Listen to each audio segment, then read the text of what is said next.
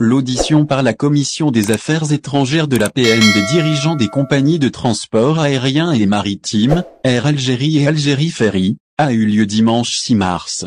Les députés de l'émigration les plus en vue sur le terrain étaient présents à cette séance de questions-réponses et ils n'ont pas manqué d'évoquer cet épisode.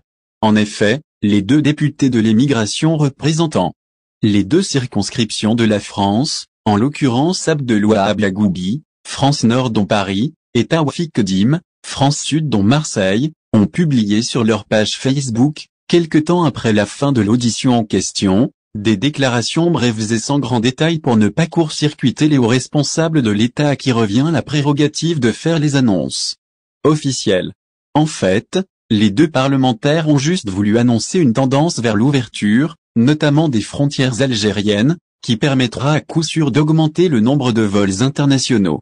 Cette hausse dans le nombre de vols va engendrer inévitablement une baisse des prix des billets d'avion qui sont, en ce moment, scandaleusement élevés. Surtout que les compagnies aériennes, notamment françaises, profitent encore de l'approche du mois de Ramadan et de la fête de l'Aïd pour augmenter leurs tarifs et saigner les Algériens de France.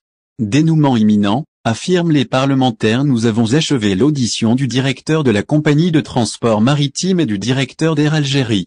Dieu merci, enfin, il y a une tendance des autorités vers l'ouverture et le retour progressif vers les vols comme avant la pandémie, a fait savoir le député Abdelouahab Yagoubi dans sa publication, mise en ligne dans la soirée du dimanche.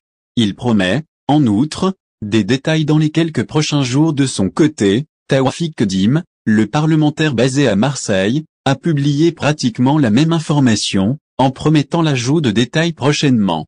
Nous avons achevé, il y a quelques heures, de réunions au niveau de la Commission des Affaires étrangères et de la communauté nationale à l'étranger au niveau de l'Assemblée populaire nationale et nous avons écouté le directeur général de l'entreprise nationale du transport maritime des voyageurs et le directeur général d'Air Algérie. Selon eux, le dénouement est imminent, a indiqué le parlementaire. Cela fait 2 années que les ressortissants algériens vivant à l'étranger dénoncent le manque de vols et les prix élevés des billets.